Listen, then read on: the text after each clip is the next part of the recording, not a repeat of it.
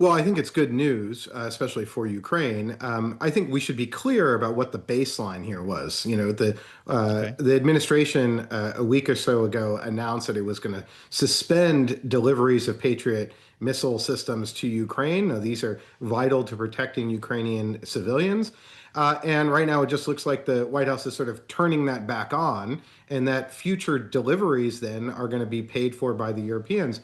But really, a lot of this money had already been paid for by the Biden administration. What we're looking at are just sort of the deliveries of future systems. But I think what it does represent is kind of a real shift in the burden of supporting Ukraine from the United States to Europe, where the Europeans effectively pay us to provide weapons that we were previously providing. At the very least, it is a good thing for Ukraine. Someone is going to pay for this. It looks like Europe, and that the supply of very precious Patriot missile systems will continue to flow to Ukraine, which is really vital for their security. I'm glad you mentioned these Patriot missile systems. You used the word precious. How many of these do we have? Because when weapons to Ukraine were halted by the defense secretary and another official in the Pentagon a couple of weeks ago, that was the justification that we've run out of stuff like this. Yeah, and part of it is connected to events in the Middle East, where the U.S. has used a lot of Patriot missiles, interceptors, to shoot down Iranian drones and other missiles. And every winter, it has been a big test for the United States about whether it could supply Ukraine with enough air defense to get through, because Russia started targeting Ukrainian power plants and other facilities. And there are some reports that the U.S. is really low in stockpiles, perhaps down well below 50%. And this is a big problem, and it's a big problem for our defense industrial sector that really can't produce enough. And there's just been big orders by the U.S. Army to try to ramp up production of these missile interceptors used by the Patriot system. So this is a problem. It has been a problem throughout this war, that not only does Ukraine need a lot, but that our defense industrial base and Europe's defense industrial base can't really meet the mark in terms of production. Really makes you wonder, Max, how many years we are going to have this conversation for. It's just endless. And everyone seems to know that it's something that's badly needed, yet we never get down to actually increasing the capacity of the DIB, as they call it. I know that your expertise, though, is in the sanctions package that we're talking about. Your economic acumen here and the research that you've done is something that I'd like to ask you about, because sanctions are one thing, and that's another bit. Secondary sanctions, something else we talk about a lot, but we never quite get to. This was on the table for the balance of the Biden administration, but we're looking at some pretty hefty numbers here, whether it's 100% or 500%, Max. What would this mean for the likes of India or other countries doing business with Russia? Well, it could be really significant. And, the president is going about secondary sanctions in sort of a different way by using tariffs as opposed to sanctioning the companies or countries that are then are acting as workarounds for the main sanctions target. What's happened for Russia is that the Russian oil sector has been diverted to India and China in particular. And the United States has been very reticent, in particular, to sanction India. We are trying to develop close ties with India. We see India as a strong potential partner vis-a-vis China. And we've also been reticent in some ways to go after a number of Chinese banks and other Chinese entities.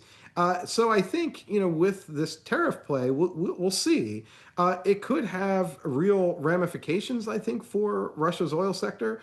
But it would also have real implications for the United States bilateral relations. And the thing we have to remember is part of what the Biden administration was trying to do was to keep Russian oil on the global market. We wanted Russia to take a haircut in terms of how much profit it was getting in terms of sales, but we didn't really have a problem with Russia selling oil. We just wanted it to sell it at a haircut because we wanted Russian oil on the market to keep global prices low.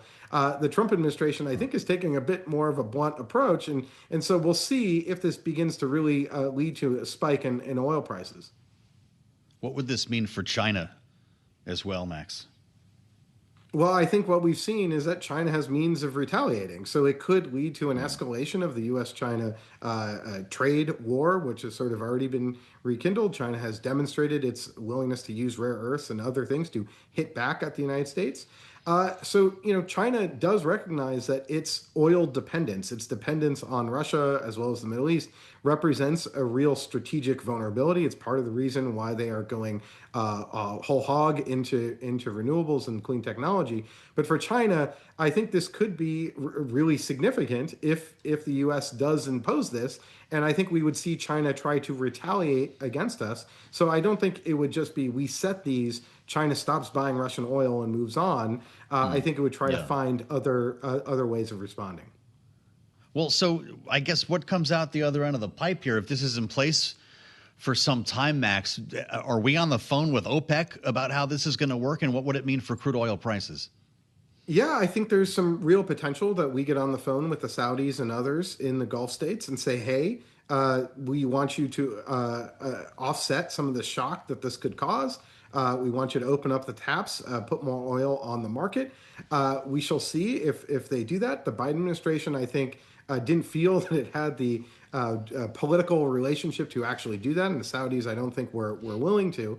But with Trump, maybe it's different. I think the bigger, broader question here, though, is that Trump has not shown a lot of interest in trying to really stick it to the Russians, economically or militarily. He has not demonstrated in the past a lot of support for Ukraine. If that is shifting, the question is how far does that shift? I think what we've seen is a partial shift. The U.S. is now looks like it's going to continue military supplies, but there's no indication Trump is going to go to Congress, try to ramp up our production for Ukraine. And then the economic question is how much of an economic hit is the president willing to absorb to stick it to the Russians in support of Ukraine?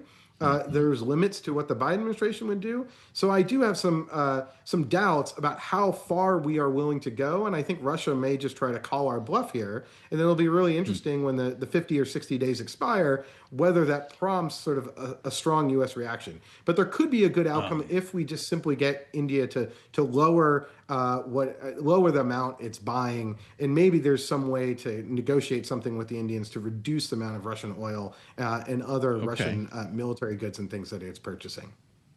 That'd be very Trumpy, wouldn't it? You put 500% tariffs on the line or sanctions on the line, and in the meantime, you just crank back India a little bit to try to increase the pain, knowing that those sanctions were never going to take effect. Max, what happens over the next 50 days? Well, I think what happens over the next 50 days is Russia keeps pummeling Ukraine.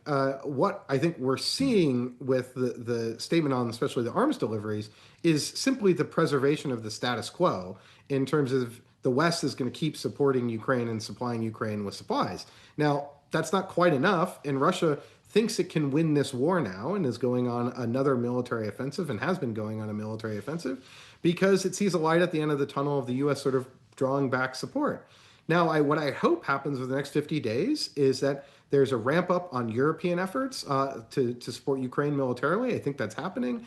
But then also that the U.S. begins to negotiate with India and perhaps even with China to reduce oil flows from Russia into India, and that maybe there's talks with the Saudis about offsetting any cuts to Russian supplies on the global market. I would hope to see that. Mm-hmm. I'm not sure we're going to see all of that, but I think we may see some progress perhaps with India. That's at least my hope.